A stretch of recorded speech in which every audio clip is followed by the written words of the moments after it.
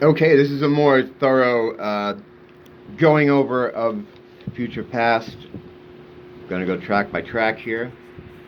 Um, I took a copious amount of notes. Unfortunately, this new lighting in the bathroom makes it kind of hard to see them, but I'm gonna try to work it out. All right, so one thing right away that I didn't like is that the bonus tracks, I haven't heard them yet because I just have the regular version here. The bonus tracks: Velvet Newton, Laughing Boy, and Invocation. Um, I'll check them out and I'll, whatever. I'm just doing the regular album right here. Last time for Paper Gods, they had some really great tracks that they left off. So hopefully these aren't as essential as some of those I thought were. And another thing I noticed about the bonus tracks is if you look at the deluxe version that they're in, they have them weaved into the track list, which I don't like, because now I feel like I'm missing something, or that I don't have the correct version of the album. I don't like that. You should stick them all at the end, or a separate disc or something. Disc, right. All right, so anyway, starting off here with Invisible, which we heard 6 months ago. I liked it since the first time I heard it. Graham Coxon is great on this. He just does a perfect job with the flourishes. It's not too overdone. It's just right, man. He's really great on this. And Simon, first of all, yeah, the MVP of this album is Simon. He just sounds incredible. I don't think I've heard him sound this good in, I don't know, quite a long time. And there could be some studio trickery, but I don't hear it. You know, I don't know. It just sounds. I like Invisible. I like the way they come in with that View to a Kill little keyboard flourish that Nick does there. And I remember before it came out, they were saying how different it was for them. I don't think it's that different. I mean, a little bit different. You can tell it's Duran. The way they're making it sound, I thought they were like, going to come out with clog music or something. I'm like, oh man, I don't like the sound of that. Really different for us type of thing. Because they got such a great sound. They nailed it on Rio. The rock electric guitar and the new wave synth with Simon's voice. It was very distinctive, and it sounded great, and it seems to me like they've spent the rest of their career running away from that, and I don't know why. But they do hit on that sometimes, but I could stand to have a little bit more stuff like Hungry Like the Wolf, because I think that track was especially perfect at melding all those elements together. But anyway, this is about Future Past. So track 1, Invisible, we've all heard it. I think it's great. Track 2, All of You. This is my current favorite. I just like that over-the-top disco feel to it. It sounds like this would be a Giorgio Moroder song, but it's not. He's not involved with this. One thing, and another thing about the album I do like is that the band has writing credits on every track. There is one I'll talk about later, though, that makes me suspicious. But All of You, JT's bass on this, man, is great. The only thing I would say is I feel like with this album and in this song it starts to pop itself out, is that the background vocals back in the day for Duran, if you look at the classic albums, it was all just Simon doing his own backups to himself, tripled and quadrupled, however many they needed. And I think it was Notorious is when they started using female backing vocals. And it's cool, it fit that album. And they also did it on Big Thing, and I like it more. I would like it more if he just sang the backups, because sometimes it feels like it's just a little bit too much, but it's a minor nitpick. Track 3. No, I was, yeah, like oh yeah, one thing about All of You, which was lyrically, and Simon's got some great lyrics on this album. There's a line here that he says, so much more to this song's meaning, I don't have time to say, which I thought was pretty interesting.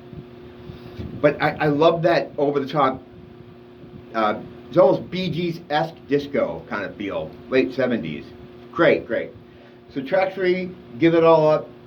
It's not one of my favorites. I think there's too much of Toe Blow on there. It's almost like a duet.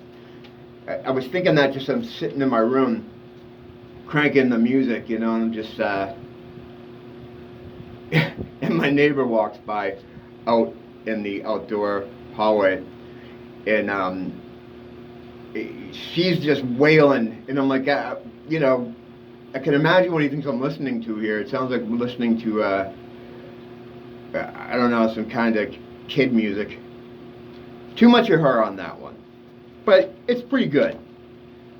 Anniversary we've all heard. I love it. I think it's great. I like all the callbacks. Lyrics are cool. There's one point, though, in the beginning where he's like, come holy and unchained. It's like, well, what are you trying to say? Like, if you're holy, that's fine, but if you're unchained, that's fine too. So you're saying unchained is like unchained from being holy?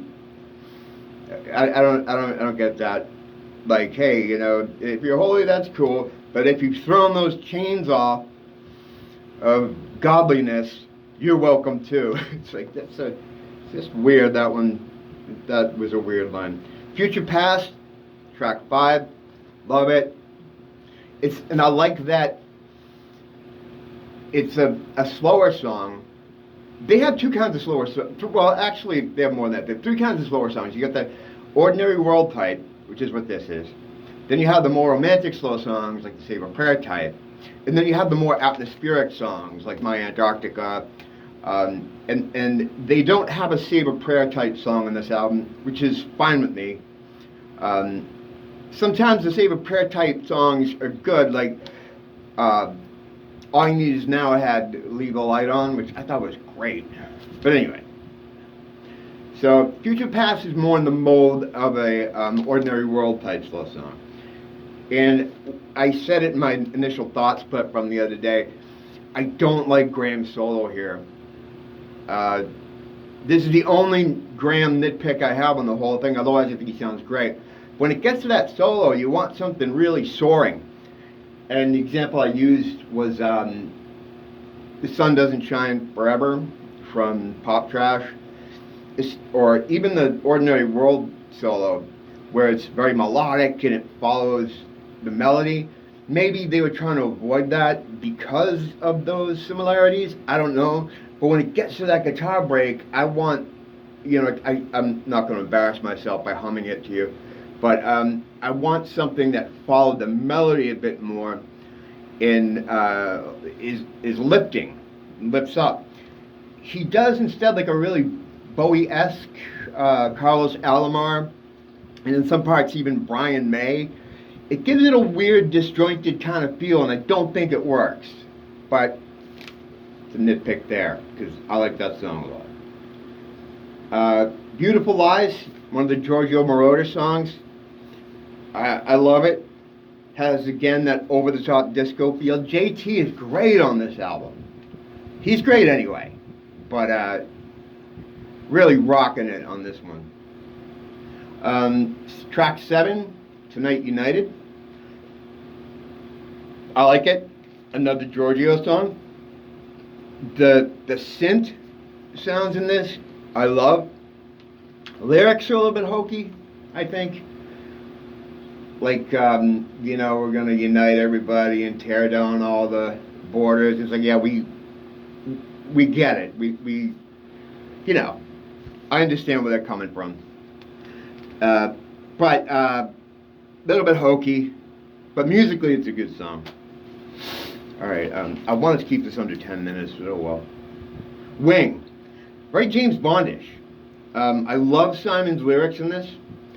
And there's it's almost, his melody, his vocal melody in this is Lonely in Your Nightmare kind of esque. It's really well done. And Graham is awesome on this song. He's just right, just right. Track 9, Nothing Less. The chorus is driving me nuts because that melody line is from something else that Duran's done in the past, and I almost want to say something from the Big Thing album, but I'll figure it out after a while, after I listen to it a couple more times. But yeah, again, the female vocals are a bit overwhelming at some points. I'd rather just have Simon. This whole album kind of does that. Like, they're way too overused, I think. I would rather have more of triple track Simon like they used to do in the day, but whatever. Still good. 10 is, what? Oh god, I didn't write the name of the song. Hammerhead or Hammer, what the hell's the name of this? Hammerhead. I'm saying Hammerhead, but I don't know. All I think of is Hothead, which I like, from Liberty. Yeah, I know it's goofy, a lot of people don't, but I like it. Now this song sounds to me, because there's 3 extra writers on it besides the band, and who else writes on it? Errol, I think, has a songwriting credit on this. So we get like 9 people wrote this song. This thing should be Stairway to Heaven or something if you get 9 people work with it, and it's not. So I feel like this is a song that was brought to them, and I just can't deal with that rap in the middle. Not on the Duran Duran album. It's like throwing a rap on an album is the mistake you would make in like the 90s. It's not a mistake you make now. I don't know. It just further makes me think that it was a completed song from, I don't know who these 3 artists are that co-write this song, but it sounds like it was their song. Although the intro lyrics of Bang Bang Boomerang Search and Destroy, I think is pretty awesome. I love that. And I listen to it, it's like, would Simon write that? I don't know. But it feels like another artist's song that was brought to them, or they picked up somehow, whatever. Maybe it was a producer thing. Track 11, More Joy, goofy, but I love it. I liked it since I first heard it. I like Chai in the background vocals there. See, I could deal with that kind of background vocals. I think that's cool. Because it's different, you know. But I like that one. Falling, at first it was just like one in one ear out the other, but after listening to it more, I like it a lot. Simon's lyrics are great here. And Mike Garson is on it, from David Bowie's band, in the early 70s. Well, actually, we worked with Bowie a bunch of times on and off. And at 4 minutes and 15 seconds into the song, he goes into this little run that reminds me of like Lady Grinning Soul or Time from the Aladdin Sane album. That's just fantastic. Famously, Mike Garson never plays the same thing twice. Ever, even live. So, you know, I'm sure working with him might have been a little bit tough. Billy Corgan, well, I don't know, I shouldn't say that, but I just remember Billy Corgan saying he was really hard to work with because you didn't know what he was going to play, and he doesn't play the same thing twice, like I said. So, oh yeah, Hammerhead was the name of those songs. Lee Jennings, Christopher Layton, and Vanessa Mahi co-wrote that song too, with 10 producers, man. It's a lot of producers. I mean, that's a lot of cooks in the kitchen. Mark Ronson co-wrote Wing, which is a song I like too. So going through them, I don't think any of these songs are bad. My least favorite is Hammerhead, because it sounds the least like them, and there's that rap on them. That's definitely a skipper for me. That's a skipper. But everything else is good. This is their strongest album since Astronaut, and I believe I have some authority to say that. I don't know why, but I believe I do. So yeah, I don't know if it's better than Astronaut. Could be.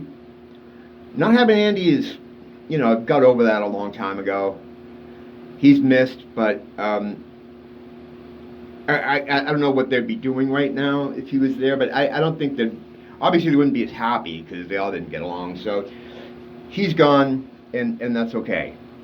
But his presence is really felt on Astronaut in a lot of the songs. So, yeah, Simon's the MVP. 11 out of 12 I love, or don't, you know, like to love. And I've still yet to hear the bonus tracks. In fact, I meant to do that before I started talking about this, so I could throw a little bit about them in there, but, you know, whatever. You get the idea. It's weird because this album, I've been waiting for so long. 6 months ago we got Invisible. I kind of feel like this album cycle is almost over, and I'm looking forward to the next one, because even though we just got it, I feel like we've had it for a while. But, yeah. Anyway, that's it for Future Past. I'm sure I'll find a lot of other things I like about it as time goes on. And I want to kind of do this with all the albums. I meant to do that a long time ago, start making videos about the other albums. Just for fun, so I might do that. But yeah, thanks for listening. Okay, have a good one.